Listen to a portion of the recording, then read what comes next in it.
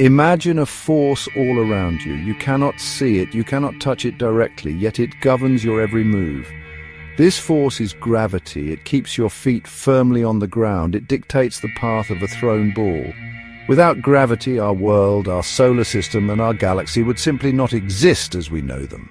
Gravity's influence is truly immense. It operates across vast cosmic distances. It pulls matter together, forming stars from clouds of gas and dust. It gathers stars into enormous galaxies. It even orchestrates the dance of galaxies in colossal clusters. This persistent pull is responsible for the structure of the cosmos. Think about an apple falling from a tree. This simple event sparked profound questions. Why does it fall down? Why not sideways or even up? The answer lies in gravity. The Earth pulls the apple towards its center, but the apple also pulls on the Earth, albeit with a much smaller effect due to its tiny mass. Understanding gravity has been a long journey for humanity. Long before our modern understanding, ancient thinkers pondered the mysteries of motion. The Greek philosopher Aristotle, living in the 4th century BCE, was one of them. He observed the world around him carefully. He tried to explain why objects fall to the earth. His ideas were influential for many centuries. Aristotle believed that objects move to their natural place. For earthy objects, their natural place was the center of the earth. This is why he thought rocks fell down. Aristotle also proposed that the speed of a falling object depended on its weight. He suggested that a heavier object would fall faster than a lighter one. If you dropped a heavy stone and a light feather, the stone would reach the ground first. This seemed logical based on everyday observations. Feathers do fall slowly, after all. His framework also distinguished between terrestrial and celestial motion. Objects on Earth, like stones and animals, move towards the Earth's center. In contrast, he believed celestial bodies like stars and planets were made of a different substance. The 17th century brought a seismic shift in our understanding of the cosmos. Sir Isaac Newton, an English physicist and mathematician, was at the forefront. He developed the laws of motion and a groundbreaking theory of gravity. There is a famous story about Newton and a falling apple. While it might be an embellishment, it captures a key insight. Newton realized that the force pulling an apple to the ground might be the same force keeping the moon in orbit around the Earth. This was a profound leap in thinking. Before Newton, the heavens and the Earth were often considered separate realms. They were thought to obey different laws. Newton dared to suggest otherwise. He proposed that gravity was universal. This meant that the same force of attraction acts between all objects with mass. It acts between an apple and the Earth. It acts between the Earth and the Moon. It acts between the Sun and the planets. This concept unified celestial and terrestrial mechanics under a single principle. Newton's insight was not just a qualitative idea. He worked to describe it mathematically. Isaac Newton did more than just conceptualize universal gravitation. He gave it a precise mathematical form. This formula is a cornerstone of classical physics. It allows us to calculate the gravitational force between any two objects. The formula is elegantly simple yet incredibly powerful. It is expressed as F equals g times m1 times m2 divided by r squared. This equation tells us exactly how the force of gravity behaves. Let's break down the components of this famous equation. F represents the gravitational force between the two objects. m1 and m2 are the masses of the two objects. The formula shows that the force is directly proportional to the product of the masses. The r in the denominator represents the distance between the centers of the two objects. The term r squared means that the force is inversely proportional to the square of the distance. Finally, g is the gravitational constant. Its value is the same everywhere in the universe. Newton's formula provided a tool to predict motions from falling apples to orbiting planets with remarkable accuracy for centuries. Section 5. Gravity's Reach.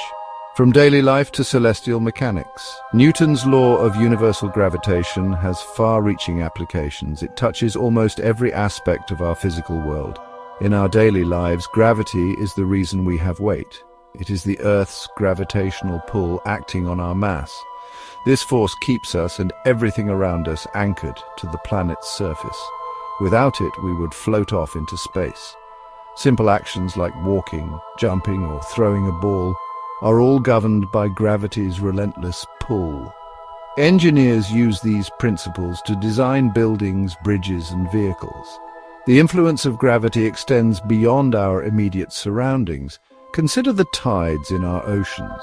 These rhythmic rises and falls of sea level are primarily caused by the moon's gravitational pull. The sun also contributes, though to a lesser extent due to its greater distance. As the Earth rotates, different parts of it pass through the bulges of water created by this gravitational tug. Newton's law allows us to predict the timing and height of tides with considerable accuracy, which is vital for navigation and coastal communities. Section 6, A New Cosmic Dance, Einstein and the Fabric of Spacetime.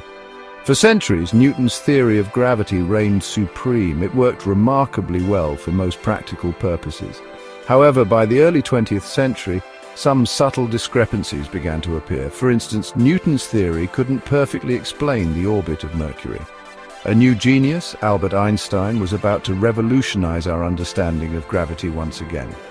In 1915, Einstein presented his theory of general relativity. This theory offered a completely different way of thinking about gravity. Einstein proposed that gravity is not a force pulling objects towards each other. Instead, he suggested that gravity is a manifestation of the curvature of space-time. Imagine space-time as a flexible fabric, like a trampoline. If you place a heavy object, like a bowling ball, onto this fabric, it creates a dip or a curve. Now, if you roll a smaller object, like a marble, nearby, it will follow the curve created by the bowling ball. It appears as if the bowling ball is attracting the marble. Section 7. Whispers from Space confirming Einstein's vision. Albert Einstein's theory of general relativity was not just a beautiful mathematical construct, it made specific, testable predictions. One of its earliest and most famous confirmations came in 1919. Einstein predicted that gravity could bend light. He calculated that starlight passing close to the sun would be deflected by a certain amount due to the sun's warping of space-time. This effect would be observable during a total solar eclipse, when the sun's glare is blocked, allowing stars near it to be seen. An expedition led by Sir Arthur Eddington travelled to observe the solar eclipse of May 29, 1919. They took photographs of stars near the sun during the eclipse. They compared these positions to the star's normal positions in the sky. The results showed that the starlight was indeed bent, and by an amount that closely matched Einstein's predictions. This was a dramatic confirmation of general relativity. It catapulted Einstein to worldwide fame. Newton's universe of forces was giving way to Einstein's universe of curved space-time. Another stunning prediction of general relativity was the existence of gravitational waves. Section 8. The universe's operating system, Einstein's field equations. Albert Einstein didn't just offer a conceptual shift with general relativity, he also provided a precise mathematical framework. This framework is encapsulated in what are known as Einstein's field equations. These equations are the heart of his theory. They are a set of 10 interconnected equations. They describe how matter and energy determine the curvature of space-time, and in turn, how that curvature dictates the motion of matter and energy. They are, in essence, the operating system for gravity in our universe. In a simplified way, one side of the equations represents the geometry of space-time. This side describes its curvature. The other side of the equations represents the distribution of mass and energy in that space-time. This includes everything from stars and planets to radiation and even dark matter and dark energy. The equations link these two sides with an equals sign. This signifies the fundamental relationship. Matter and energy tell space-time how to curve, and space-time tells matter and energy how to move. Section 9. The persistent pull.